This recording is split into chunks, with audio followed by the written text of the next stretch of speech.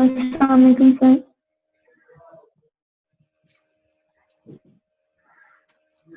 जी अस्सलाम अस्सलाम वालेकुम सर।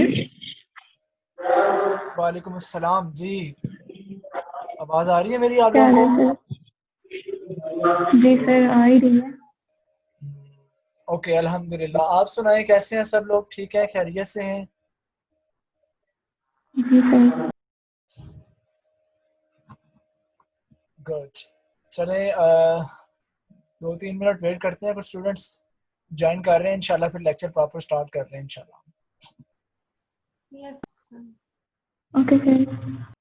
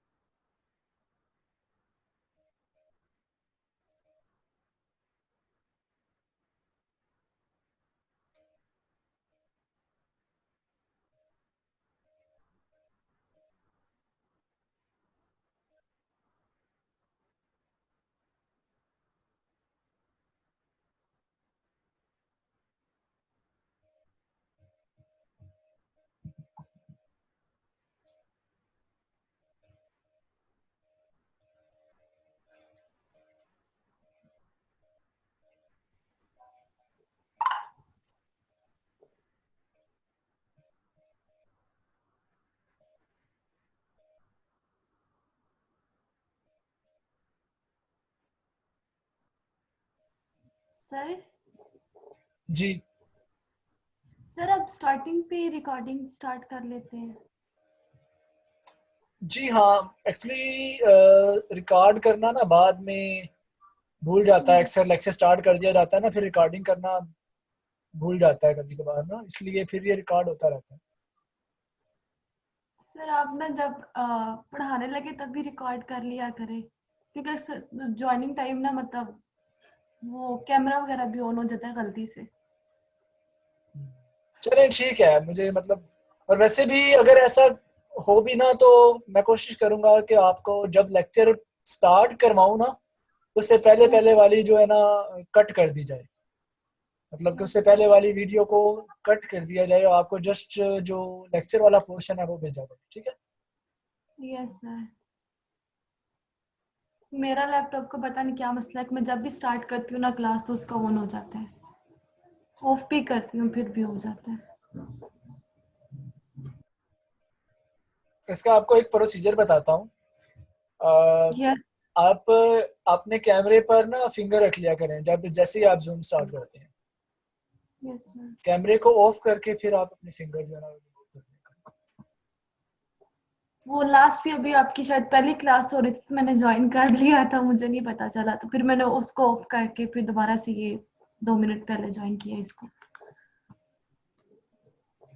31 मिनट भी शायद। Okay, no issue. चलें स्टार्ट करते हैं इंशाल्लाह। आज का लेक्चर स्क्रीन शेयर करने जा रहा हूँ आपके साथ। लास्ट टाइम हमने जो लेक्चर में डिस्कस किया था, कुछ करेक्टरिस्टिक्स थे शायद आईटी प्रोजेक्ट मैनेजमेंट में, प्रोजेक्ट के करेक्टरिस्टिक्स के ऊपर हमने बात की थी। कुछ ज़्यादा नहीं पड़ा था, फ्यू स्लाइड्स ही हम कर पाए थे, फर्स्ट लेक्चर था। आज इंशाल्लाह हम इसको प्रॉपरली लेके चलते हैं नेक्स्ट, ठीक है? Project sir management. आपने जो उस दिन पीडीएफ का, एक्सक्यूज मी सर, जो आपने उस दिन पीडीएफ का फॉर्मेट भेजा था जी जी, उसमें कुछ वर्ड जो हैं वो हाफ शो हो रहे थे, तो मैंने जो पूरे शो हो रही हैं वो हम पूरा नहीं शो हो रहा। ओके, मैंने दोबारा सेंड कर दिया था। सर वो आपने हमारे ग्रुप में दोबारा सेंड की थी। IT 5th में दोनों में की थी मैंने। पता नहीं फिर उन्हें। जी सर अनिला, आपने आप लोगों को कर दी नहीं थी, मिला? कर दी थी आपने। जी जी, दोनों में कर दी थी। दोनों ग्रुप्स में मैंने दोबारा पीडीएफ सेंड की थी। जो दोबारा किया ना उसको करें, वो सही है।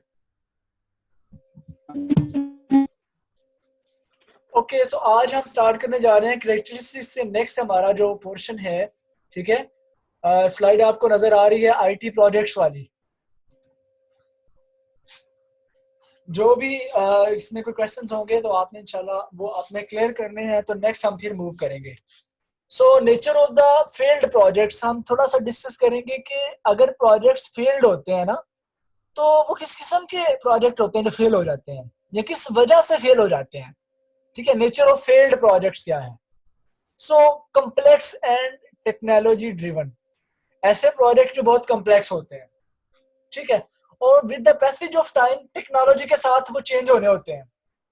मतलब कि न्यू टेक्नोलॉजी आ गई तो वो टेक्नोलॉजी जो पहले जिस टेक्नोलॉजी में वो प्रोजेक्ट बने हुए होते हैं, तो उसके लिए मतलब कि लोगों के लिए न्यू टेक्नोलॉजी को अडॉप्ट करना, लोग उसको लाइक कर रहे होते हैं, तो इसलिए ऐसे प्रोजेक्ट्स कुछ होते हैं ऐसी नेचर के जो फेल हो जाते हैं, मतलब कि उनको फिर न्यू टेक्नोलॉजी पर अडॉप्ट करवाना पड़ता है।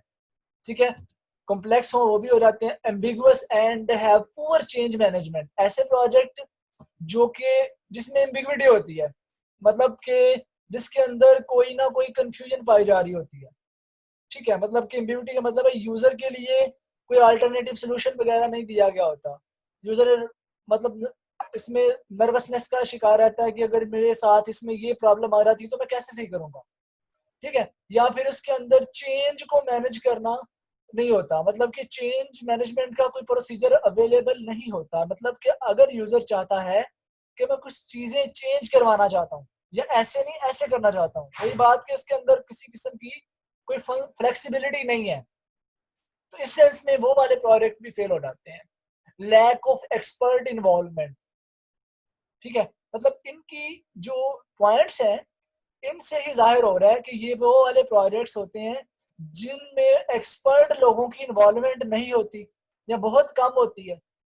ठीक है, फ्रेशर ने ये प्रोजेक्ट को डील किया होता है तो वो भी फेल हो सकते हैं।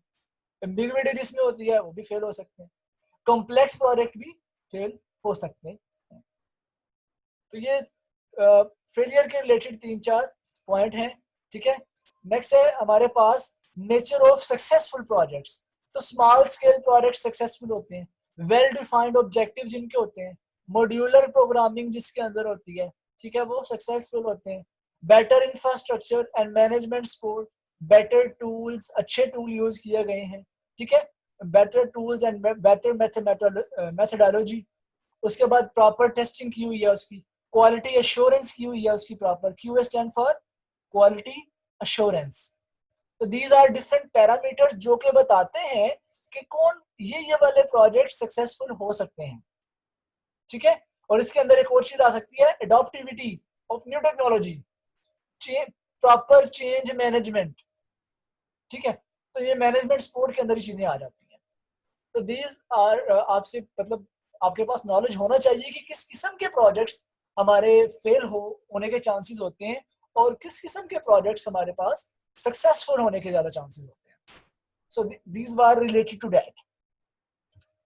ओके, नेक्स्ट हमारे पास डिफरेंट चैलेंजेस हैं इन प्रोजेक्ट्स। आईटी के प्रोजेक्ट्स के अंदर क्या क्या चैलेंजेस हो सकते हैं, इनको हम डिस्कस कर लेते हैं। So first of all communication. Communication एक चैलेंज है। अब यहाँ पर कम्युनिकेशन किस सेंस में आएगा भला, आप यहाँ से कम्युनिकेशन से क्या अंडरस्टैंड कर रहे हैं, कुछ किसी को कोई अपने व्यूज यहाँ पर शेयर करे अगर किसी को कुछ समझ आई है। सर जब हम प्रोजेक्ट की रिक्वायरमेंट्स लेने जाते हैं तो उसमें लैक ऑफ कम्युनिकेशन हो सकता है कि एग्जैक्टली यूजर जो है वो कोई चीज और डिमांड कर रहा हो और हम जो है वो कुछ और थिंक कर रहे हो, तो ये लैक ऑफ कम्युनिकेशन हो सकता है। बिल्कुल ऐसे ही है। कम्युनिकेशन डिफरेंट स्टेजेस पर आती है। एक रिक्वायरमेंट स्टेज पर कम्युनिकेशन आती है, ठीक है। फिर आपको पता है किसी भी प्रोजेक्ट के अंदर स्टेक होल्डर होते हैं। स्टेक होल्डर कौन लोग होते हैं, जो कि इंटरनली और एक्सटर्नली प्रोजेक्ट के अंदर इन्वॉल्वमेंट होते हैं किसी न किसी तरीके से, उनके साथ भी कम्युनिकेशन होनी होती है।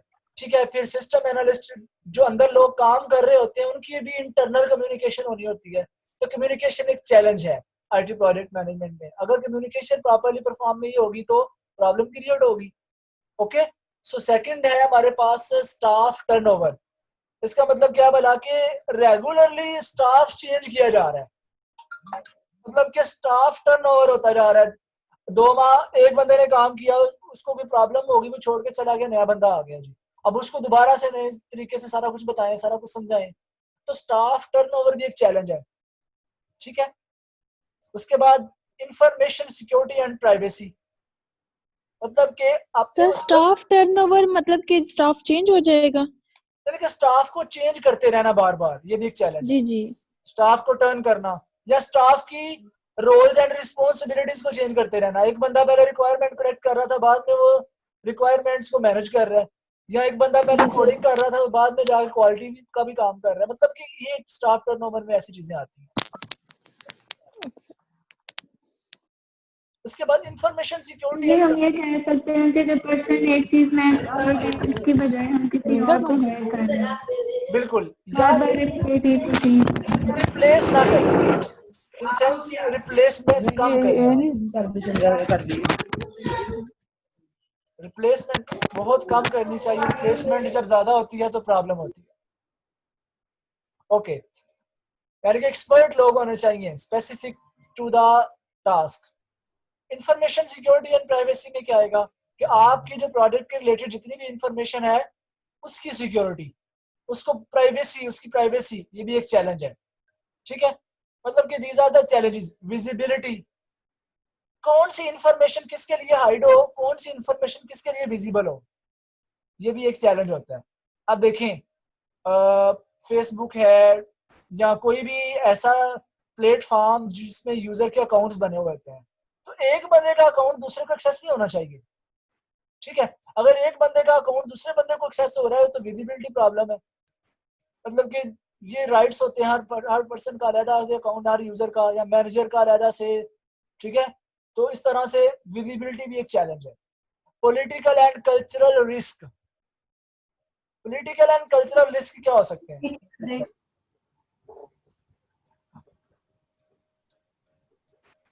पॉलिटिकल एंड कल्चरल रिस्क क्या हो सकते हैं? सर विजिबिलिटी रिपीट कर दें पॉइंट। विजिबिलिटी का मतलब ये है कि जो इंफॉर्मेशन जिस यूजर को दिखाना चाह रहे हैं वो उसको वही दिखाई दे। तो विजिबिलिटी का भी एक चैलेंज होता है कि किसी और बंदे का इंफॉर्मेशन किसी और बंदे को विजिबल ना हो। फॉर एग्जांपल कभी ऐसा हुआ हो कि आपने अपनी फेसबुक का अकाउंट खोला है तो आपके किसी फ्रेंड का खुल गया आपके पासवर्ड से, ऐसा तो नहीं ना हो सकता। तो अगर तो कोई और बंदा किसी और चीज को एक्सेस कर रहा है तो इट्स चैलेंज, मतलब कि ये चैलेंज मीट करना होता है प्रोडक्ट के अंदर कि ऐसा कभी ना हो। सर मींस सिक्योरिटी होनी चाहिए। भी सिक्योरिटी में ही आ जाता है ये भी। Okay. Next, political and cultural risk. इसका मतलब क्या है कि एक्सटर्नल जो इन्वॉल्वमेंट होती है ना, पॉलिटिक्स जो जब इन्वॉल्व होती है किसी प्रोजेक्ट के अंदर, ठीक है, या कल्चरल रिस्क होते हैं, लाइक जी यहाँ पे तो ऐसे ही चलता है जी। अब जो ज्यादा प्रोजेक्ट होते हैं ना, मतलब कि सरकारी लेवल के, गवर्नमेंट लेवल के, उनके अंदर पॉलिटिकल इन्वॉल्वमेंट बहुत ज्यादा होती है, ठीक है, या उनके अंदर सर ये रिपीट कीजिएगा, मुझे इसकी समझ नहीं आई इस पॉइंट, ये पॉलिटिकल एंड कल्चरल रिस्क की। अभी मैं बता रहा हूँ ना, अभी कंप्लीट होने दे मेरी बात पहले। जी sir. Political and cultural risk क्या होते हैं कि जब किसी प्रोजेक्ट के अंदर कोई पॉलिटिक्स इन्वॉल्व हो जाए, कोई एक्सटर्नल फैक्टर इन्वॉल्व हो जाए, ठीक है। मतलब कि कोई एक्सटर्नल फैक्टर में, फॉर एग्जांपल अब एक प्रोजेक्ट है, मतलब ये प्रोजेक्ट की नोयत पे डिपेंड करता है ना। अब कोई आर्मी का प्रोजेक्ट है तो मतलब, या कोई गवर्नमेंट का प्रोजेक्ट है तो उसके अंदर कोई पॉलिटिक्स इन्वॉल्व हो जाए कि अब इसको इस सूरत में ऐसे कर देना चाहिए, इसमें या फला जो रोल है, फला बंदे का रोल है, मतलब जब प्रोजेक्ट बन जाता है उसकी रिक्वायरमेंट्स को चेंज करवा दिया जाए। तो पॉलिटिकल और कल्चरल रिस्क भी इन्वॉल्व होते हैं प्रोजेक्ट की सक्सेसफुलनेस पर या फेलियर पर। फॉर एग्जांपल, अब कल्चरल की बात करते हैं तो मुख्तलिफ एरियाज का, मुख्तलिफ जगहों का, मुख्तलिफ प्रोजेक्ट्स के लिहाज से कल्चर डिफरेंट होता है। तो वहां पर वो प्रोजेक्ट को सरवाइव करवाने के लिए उस कल्चर की कुछ चीजों को देखना पड़ता है रिक्वायरमेंट्स के अंदर, ठीक है। तो मतलब कि ये भी प्रोजेक्ट की नोयत पर डिपेंड करता है, ठीक है ना। मतलब हम कहते हैं ना कि हर चीज में तो पॉलिटिक्स इन्वॉल्व हो जाती है। तो आप देखें, एक प्रोजेक्ट के अंदर स्टाफ की हायरिंग से लेकर प्रोजेक्ट के डिप्लॉय होने तक भी पॉलिटिक्स इन्वॉल्व हो सकती है किसी ना किसी सेंस में, ठीक है। तो ये उस सेंस में ये चीज ऐड की गई है। एक्सटर्नल फैक्टर भी ऐड हो सकते हैं, एक चैलेंज है एक्सटर्नल फैक्टर्स के होते हुए भी प्रोजेक्ट को सक्सेसफुल कैसे बनाना, and then environmental and infrastructure risk. ठीक है, इन्वायरमेंट भी मैटर करता है, और जिस पर्पज के लिए प्रोजेक्ट बनाया जा रहा है उसका इंफ्रास्ट्रक्चर, फॉर एग्जांपल इंफ्रास्ट्रक्चर में काफी चीजें आ जाती हैं, टीम आ जाती है, आपकी टीम को प्रॉपरली रिसोर्सेज मिले हैं नहीं मिले हैं प्रोजेक्ट को बनाने के लिए, मतलब कि टीम प्रोजेक्ट का इंफ्रास्ट्रक्चर क्या है, क्या क्या अंदर चीजें यूज होने वाली हैं। ठीक है, और वहां का एनवायरनमेंट कैसा है, लोग कोऑपरेटिव है कि नहीं है जो काम कर रहे हैं, क्या लोगों ने यूजर की रिक्वायरमेंट्स का ख्याल रखा कि नहीं है, तो ये एनवायरनमेंट भी मैटर करता है। And connectivity problems, connectivity problem में टेक्निकल इश्यूज में आ जाता है कि क्या कोई कनेक्टिविटी इशू तो नहीं आ रहा, सर्वर के साथ यूजर को कनेक्ट करते वक्त कोई इशू तो नहीं आ रहा। ये हम ब्रॉडली देख रहे हैं प्रोजेक्ट की सेंस में, प्रोजेक्ट के अंदर तो काफी चीजें आ जाती हैं, हम ब्रॉडली प्रोजेक्ट होल प्रोजेक्ट की सेंस में देख रहे हैं, तो यही चैलेंजेस आ सकते हैं। अब रेगुलेटरी रिक्वायरमेंट्स, ठीक है, मतलब कि बार बार रिक्वायरमेंट्स आती जा रही हैं, प्रोजेक्ट कंप्लीट हो चुका है, प्रोजेक्ट नियर टू डिप्लॉयमेंट है, लेकिन रिक्वायरमेंट बढ़ती चली जा रही है, तो ये बिग चैलेंज है रिक्वायरमेंट्स को मीट करना अगेन एंड अगेन, तो ये चेंज मैनेजमेंट में भी आ जाता है। ठीक है, तो ये मैंने सिर्फ पॉइंट ऐड किए हैं, तो उनके अगेंस्ट कॉन्सेप्ट आपके माइंड में होना चाहिए कि कम्युनिकेशन किस सूरत में, टर्नओवर किस सूरत में। ठीक है, दीज आर डिफरेंट चैलेंजेस। तो अगर ये क्वेश्चन शॉर्ट आता है तो आपने जस्ट ये पॉइंट ही लिखने हैं, डिटेल लिखने की जरूरत नहीं है, शॉर्ट में मोस्टली पूछा जा सकता है, या किसी ऑब्जेक्टिव में इनका बात की जा सकती है, staff turnover is the challenge of IT project are not, वगैरह वगैरह। सर ये इंफ्रास्ट्रक्चर का दोबारा से बता दें, इन्वायरमेंट के जो साथ है ना। इंफ्रास्ट्रक्चर का वैसे मीनिंग क्या है?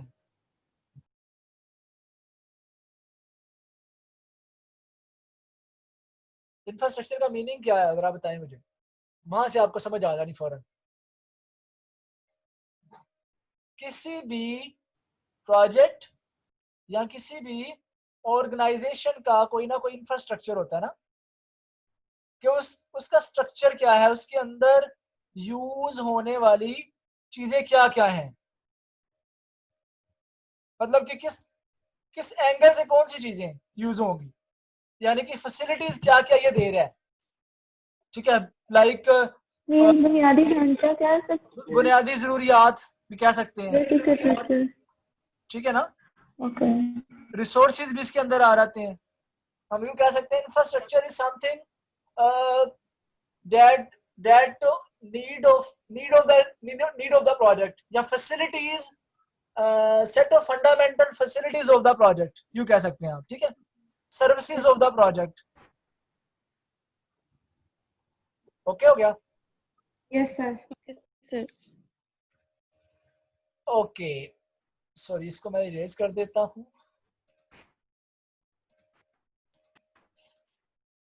नेक्स्ट हमारे पास examples of software project. Example में हमारे पास ये बहुत सिंपल है, इसको आप रीड कीजिएगा, एक दफा जस्ट बता दूं। कोई एक न्यू प्रोडक्ट या सर्विस बनानी है, वो एक प्रोजेक्ट हो सकता है। Effecting a change in structure, staffing और स्टाइल ऑफ एन ऑर्गेनाइजेशन। ठीक है, मतलब कि सॉफ्टवेयर प्रोजेक्ट के अंदर ये चीजें हो सकती हैं, ये उसकी एग्जांपल है। स्ट्रक्चर को चेंज करने का भी एक अलग से प्रोजेक्ट हो सकता है। स्टाफिंग, ठीक है, designing a new transportation vehicle, developing requiring a new modified information system. आप इसके अंदर प्रोजेक्ट की कोई भी एग्जांपल दे सकते हैं। Designing a website, designing a building, ठीक है, डिजाइनिंग अ बिल्डिंग और फैसिलिटी। ओके, तो मतलब कि वो चीजें जिनके अंदर एक प्रोसेस इन्वॉल्व होता है ना, वो प्रोजेक्ट होता है। ओके, सो ये प्रोजेक्ट, ये कोई भी आप लिख सकते हैं, डिफरेंट प्रोजेक्ट्स की एग्जांपल दे सकते हैं आप। Okay sir. Then what is project management, ये इसकी डेफिनेशन, यहाँ से प्रोजेक्ट मैनेजमेंट को देख लेते हैं। Project management is application of knowledge skills. Project management is application of knowledge, skills, tools and techniques of the project activities to meet the project requirements. Project की requirement को acquire करने के लिए जो skills यूज की जाती हैं, जो tool यूज किए जाते हैं, जो knowledge होता है, जो techniques होती हैं, activities होती हैं, ठीक है, उन requirement को meet करने के लिए। तो successful project management can be defined as having achieved the project objectives successful project वही होता है जिसमें हमारे पास प्रोजेक्ट के ऑब्जेक्टिव मीट हो रहे होते हैं, हमें ऑब्जेक्टिव हासिल हो रहे होते हैं, जो हम चाहते हैं वो बन रहा होता है with in time and cost. जितना टाइम हमने चाहा उतने टाइम में, और जितने हमने उसके लिए कॉस्ट एस्टिमेट किया होता है उतने कॉस्ट में, at the desired level of performance, और उसकी परफॉर्मेंस भी हम जैसी चाह रहे होते हैं वैसी आ रही है। And technology while utilising the assigned resources effectively and efficiently, और जितने रिसोर्स हमने उसको असाइन किए होते हैं उन्हीं रिसोर्सेज के अंदर अंदर जिस टेक्नोलॉजी पे काम कर रहे होते हैं उसी टेक्नोलॉजी में इट इज अ बैलेंस कि जो टाइम, जो कॉस्ट, जो परफॉर्मेंस हम चाह रहे थे, जितने रिसोर्सेज हमने असाइन किए थे उनके अंदर अंदर एक इफेक्टिव और एफिशिएंट प्रोजेक्ट बन चुका है और हमारे ऑब्जेक्टिव भी अचीव हो रहे हैं। It is project management. Clear? जी सर क्लियर है। It is very simple, just समझने की बात है। अगर आपको समझ लग गई है तो दैट्स इट। जी सर आ गई है। ओके, नेक्स्ट हमारे पास project management processes falls into 5 groups. Project management 5 groups में डिवाइड कर दिया गया इसको। इनिशिएटिंग, प्रोजेक्ट को इनिशिएट करना मैनेजमेंट के अंदर, यानी कि मैनेजमेंट में initiating, planning, executing, monitoring and controlling and closing. These are the यू समझ लीजिए 5 groups of process management. Project management process के 5 ग्रुप बना दिए गए, initiating, planning, executing, monitoring and controlling and closing. ठीक है, इनको डिटेल में नहीं हम करने जा रहे, ये बस एक शॉर्ट क्वेश्चन के तौर पे मैंने ऐड कर दिया क्योंकि डेफिनेशन थी। मैंने बता दूं कि यहाँ पर 5 ग्रुप्स होते हैं। इन डिटेल आगे जाके हम इंशाल्लाह इनके ऊपर बात करेंगे। इसी तरह से प्रोजेक्ट मैनेजमेंट, ठीक है, नॉलेज ड्रॉज ऑन 10 एरियाज, यानी कि अब इस पूरे कोर्स के अंदर हम इनके ऊपर बात करने वाले हैं नेक्स्ट फर्दर वाले लेक्चर्स में। इंटीग्रेशन, प्रोजेक्ट मैनेजमेंट इंटीग्रेशन क्या होती है?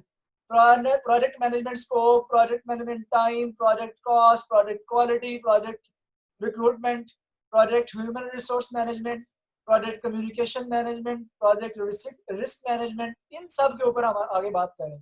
तो दीज आर 10 एरियाज। ये भी याद करना नहीं है, आपने जस्ट बताने के लिए ऐड किया गया। So all the management is concerned with these of course. पूरे कोर्स के अंदर हम इनके ऊपर बात करेंगे, ठीक है।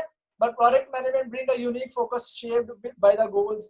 ये भी इसी के बारे में बताया गया है कि resources and schedule of each project depend करता है कि कितने क्या गोल्स हैं, ऑब्जेक्टिव्स क्या हैं, रिसोर्सेज क्या हैं और किस स्केड्यूल में वो प्रोजेक्ट कंप्लीट होना चाहिए, ठीक है। The value of that focus is proved, यानी कि इस पे फोकस करने से जो हमारे प्रोजेक्ट हैं उनकी वर्ल्ड वाइड ग्रोथ और रैपिड कंप्लीशन होती है।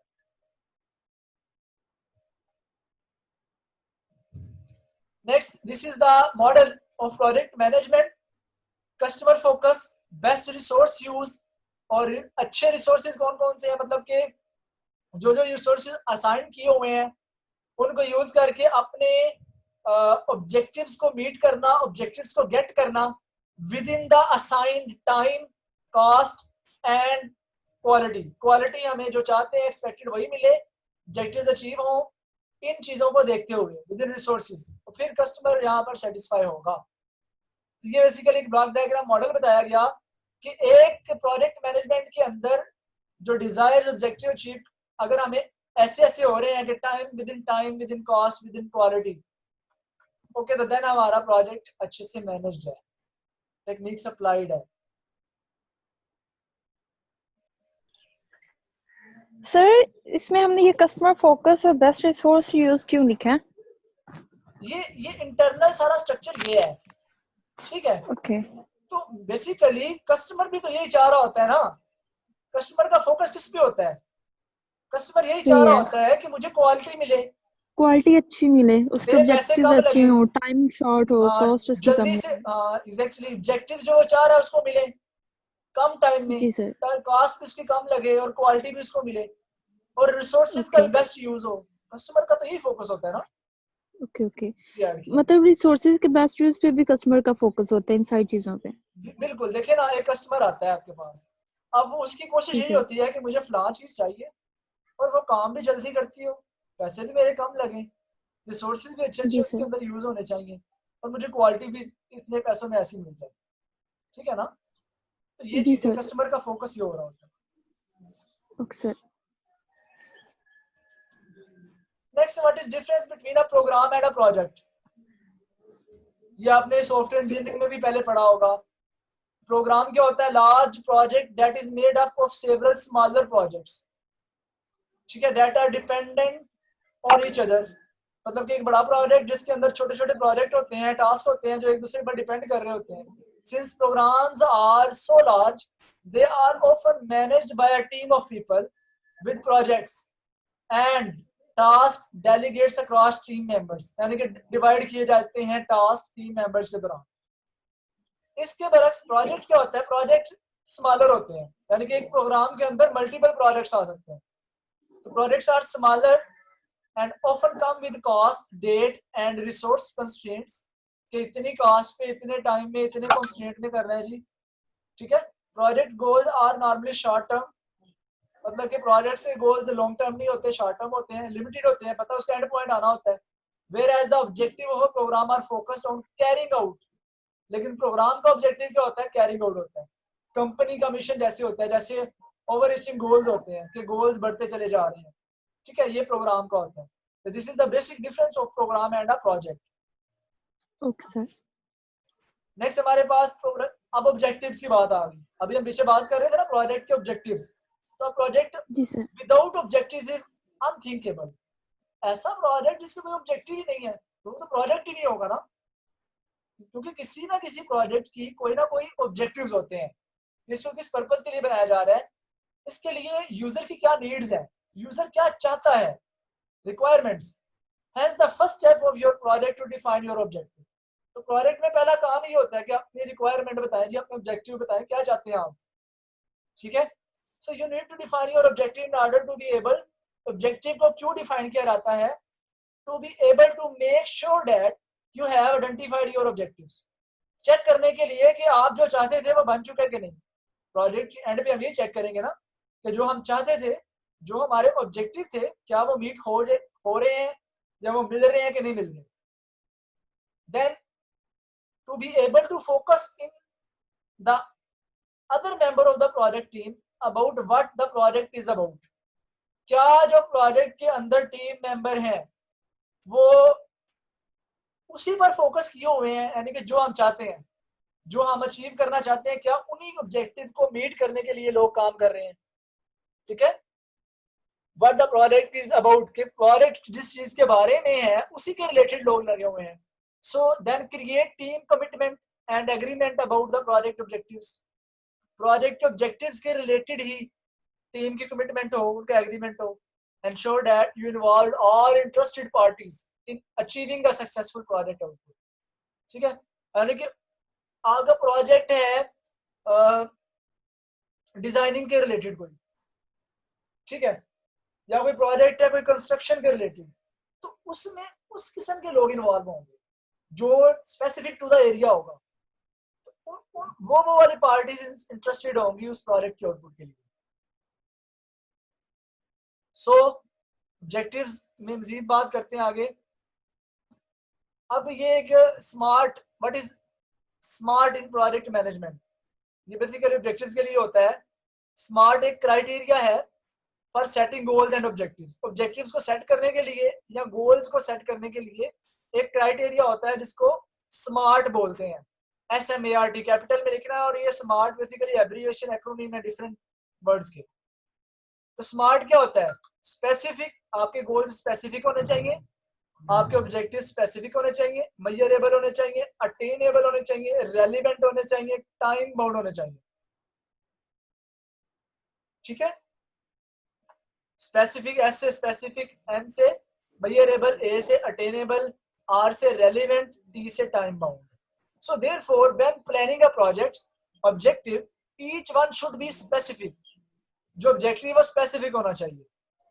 Target a specific area of improvement और आंसर अ स्पेसिफिक नीड, यानी कि जो हम चाहते हैं एक स्पेसिफिक नीड, उसी एरिया पर वो डिपेंड होना चाहिए।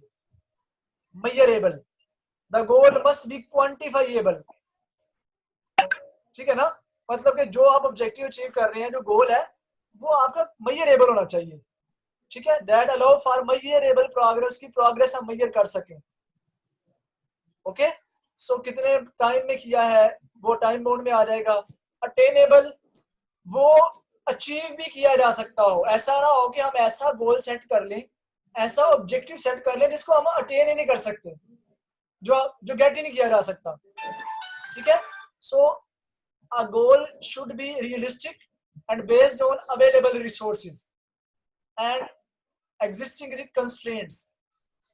ठीक है, जो हमारे अवेलेबल रिसोर्सेज हैं उनके अकॉर्डिंग, और जो हमारे एग्जिस्टिंग कंस्ट्रेंट है कि हमारे पास फलां टेक्नोलॉजी है, फलां मेमोरी की रिक्वायरमेंट फलां है, उसी के अंदर अंदर वो वाला प्रोजेक्ट अटेनेबल होना चाहिए, वो वाले ऑब्जेक्टिव, वो वाले गोल्स अचीवेबल होने चाहिए। उसके बाद रेलिवेंट, वो भी बात आ जाती स्पेसिफिक के रिलेटेड है। Goals should align with business objective, ठीक है, to be considered world wide worthwhile. मतलब कि आपके ऑब्जेक्टिव्स की, आपकी वो जो नीड्स है उसकी कोई ना कोई वर्थ होना चाहिए बिजनेस पॉइंट ऑफ व्यू से, बिजनेस पॉइंट ऑफ व्यू से उसकी कोई ना कोई वर्थ होनी चाहिए। Last one is time bound, the goal must have a deadline or defined end. ठीक है, टाइम बाउंड में गोल की कोई ना कोई डेडलाइन होनी चाहिए कि कब ये कंप्लीट हो रहा है, एंड डेफिनेट एंड होना चाहिए कोई ना। जी हाँ, कोई क्वेश्चन है तो पूछें। नो सर, क्लियर है ये। हाँ sir. Just a minute, 2 minute जरा silent.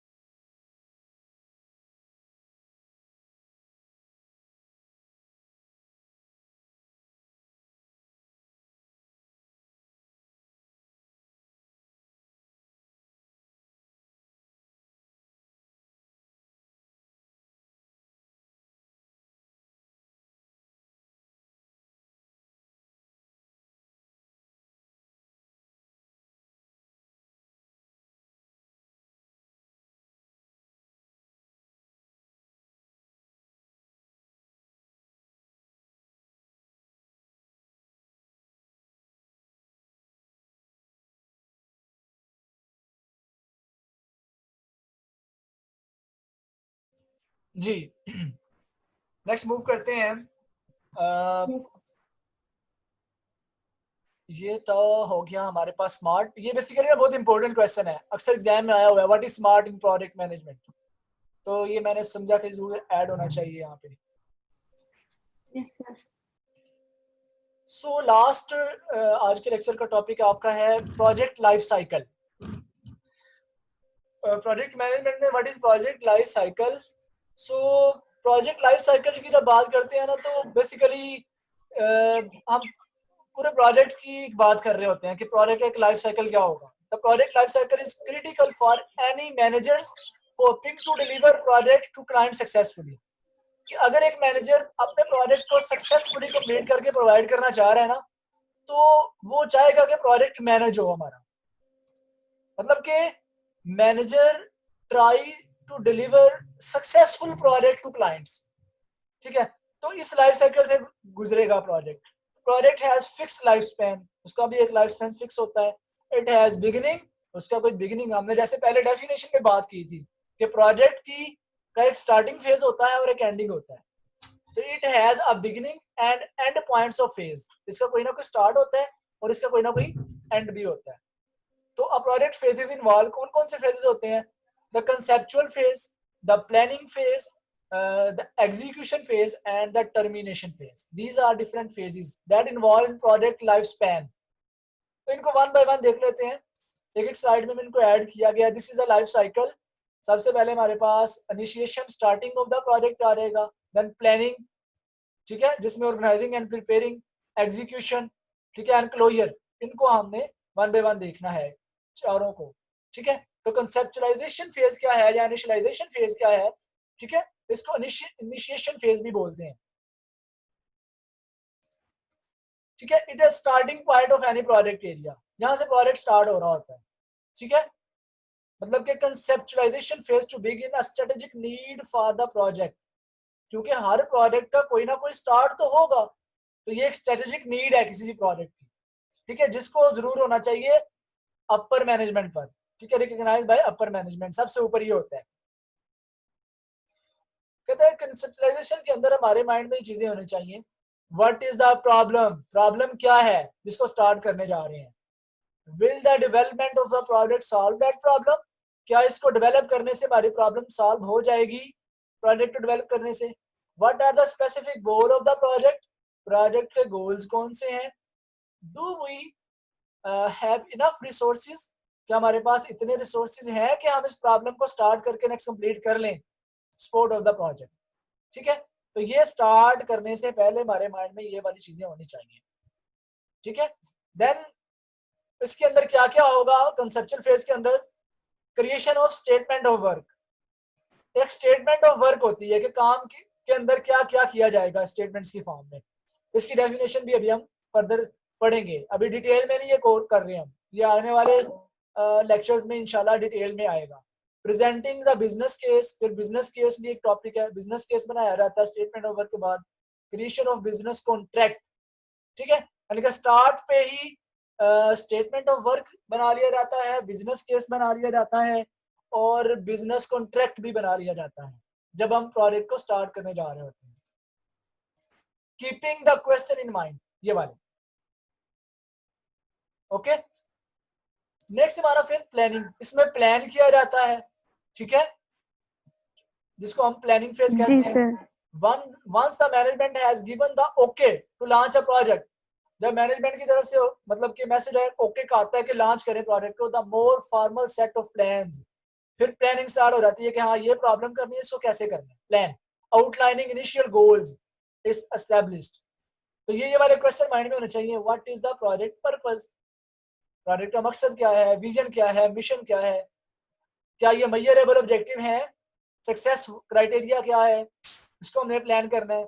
High level description of the project, requirement plan करनी, रिस्क कौन कौन से आ सकते हैं, कितना बजट लगेगा, कितना टाइम लगेगा, कब तक कंप्लीट होगा, ये हम प्लानिंग फेज में काम करेंगे। और इसके अंदर क्या क्या एक्टिविटीज इन्वॉल्व होंगी? डिटरमाइनिंग रिसोर्स अवेलेबिलिटी, ठीक है, creating project budget, beginning to allocate task to certain resources, मुख्तलिफ टास्क को मुख्तलिफ रिसोर्सेज असाइन करना, ठीक है। तो ये एक ना आपको आइडिया दिया जा रहा है कि प्रोजेक्ट लाइफ साइकिल में क्या क्या चीजें इन्वॉल्व होंगी और वो चीजें कैसे कैसे होंगी, इंशाल्लाह आगे बात होगी। एग्जीक्यूशन फेज, मतलब कि ये नेक्स्ट एक्चुअल वर्क जिसमें कोड होना होता है, एग्जीक्यूट करना होता है, ठीक है। रिक्वायर्ड मटेरियल, टूल चाहिए होता है जिसमें करना है। Resources are transform to reach the project goals during the phase, this phase performance is continuously measured, हर फेज पर, मतलब कि जैसे जैसे हम कोड करते जाते हैं तो हमने परफॉर्मेंस को भी साथ साथ मेजर करना होता है, ठीक है। और ये वाले क्वेश्चन माइंड में होने चाहिए। Are all resources being tracked, ठीक है, क्या सारे रिसोर्सेज को के ऊपर नजर रख सकते हैं हम कि कौन कौन से रिसोर्सेज मेट किए जा रहे हैं, ठीक है, क्या प्रोजेक्ट टाइम और बजट के अकॉर्डिंगली चल रहा है, ठीक है, क्या रिसोर्सेज जो है वो प्लानिंग के मुताबिक यूटिलाइज किए जा रहे हैं, ठीक है। और उसके बाद are there major roadblocks and require change management, क्या हमारा जो प्रोजेक्ट है इसके अंदर चेंज मैनेजमेंट को भी फॉलो किया जा रहा है, ठीक है ना। मतलब ये चीजें इसके अंदर एग्जीक्यूशन फेज में आ रही हैं। स्ट्रेटेजिक प्लानिंग और इम्प्लीमेंटेशन प्लानिंग इस फेज के अंदर इन्वॉल्व होती है। इन टर्मिनेशन फेज, जो कंप्लीशन फेज बोलते हैं इसको, क्लोजर, प्रोजेक्ट को क्लोज करना, ये वाले are the project complete criteria met, क्या जो हमारे ऑब्जेक्टिव मेट हो रहे हैं, एंड पे हमने देख लेना है, क्लोजर रिपोर्ट बना लेनी है, project artefact being collected and achieved, ठीक है, and project postmortem being plan, ठीक है, लास्ट पे जो मतलब कि फाइनल रिपोर्ट जनरेट करना। तो ये टर्मिनेशन फेज में ये एक्टिविटीज होंगी। डिसबैंडमेंट ऑफ द प्रोजेक्ट टीम, मतलब कि प्रोजेक्ट टीम का सारा कॉन्ट्रैक्ट कंप्लीट हो जाता है, उनके जो भी लवाजमात होते हैं, जो भी उनकी जो मुआवजे होते हैं वो असाइन कर दिए जाते हैं। Personal and tools are reassigned to new duties, फिर उनको नई ड्यूटीज पर असाइन किया जाना वगैरह वगैरह। ये चीजें सर डिसबैंडमेंट क्या होगा? डिसबैंडमेंट ऑफ द प्रोजेक्ट टीम, यानी कि प्रोजेक्ट टीम से जो जो गोल्स, जो ऑब्जेक्टिव उसको दिए जाते हैं, उनकी रिपोर्ट लेना, यानी कि वो कंप्लीशन फेज में आ चुका है।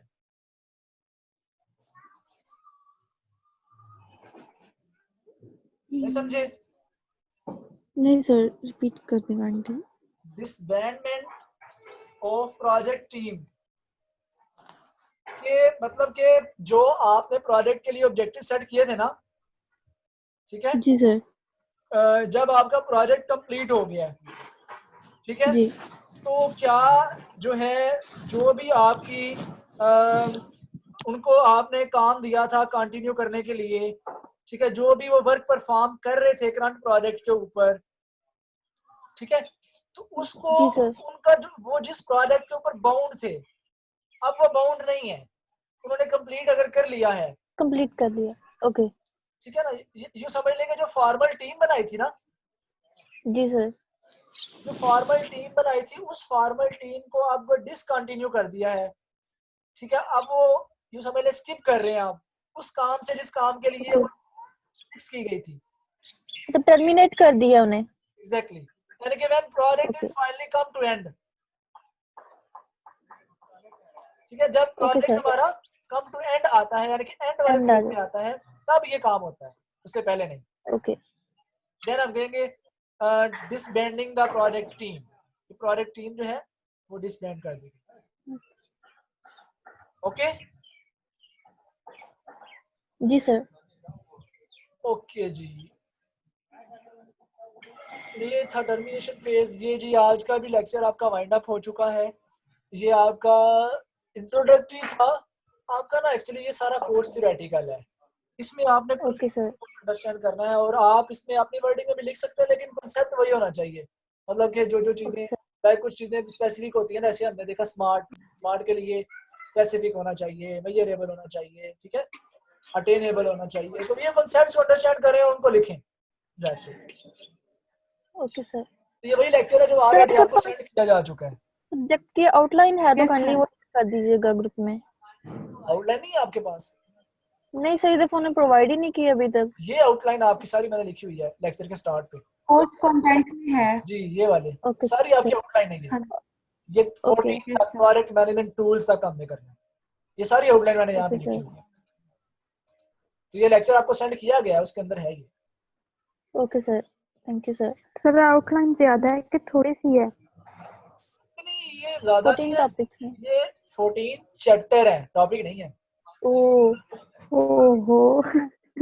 आप इसको टॉपिक ना 14। समझे, ये 14 चैप्टर है, और ये सारे नहीं करने, इसमें से हमने जो मोस्ट इंपोर्टेंट चीजें हैं वो इंशाल्लाह करनी है।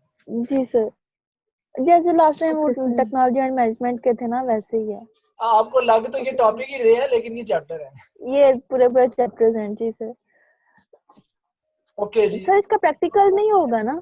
No no, there is no practical for this course. Okay sir. जी हाँ, कोई क्वेश्चन है किसी और का? आईटी 5th में से 7th में से किसी का भी तो पूछे। No sir. No sir, sir समझ आ सेम गई है। कोर्स कंटेंट है हमारे 5th और 7th के। जी सेम है। एक्चुअली ये कोर्स आपको 7th में ऑफर हो रहा है, उनको 5th में ऑफर हो गया। अब इनको बाद में सही 7th हो में गया। ऑफर नहीं ना होगा ये वाला। जी सर, चेंज होंगे सब्जेक्ट, जी हाँ। रैंडमली आते हैं। जी सर।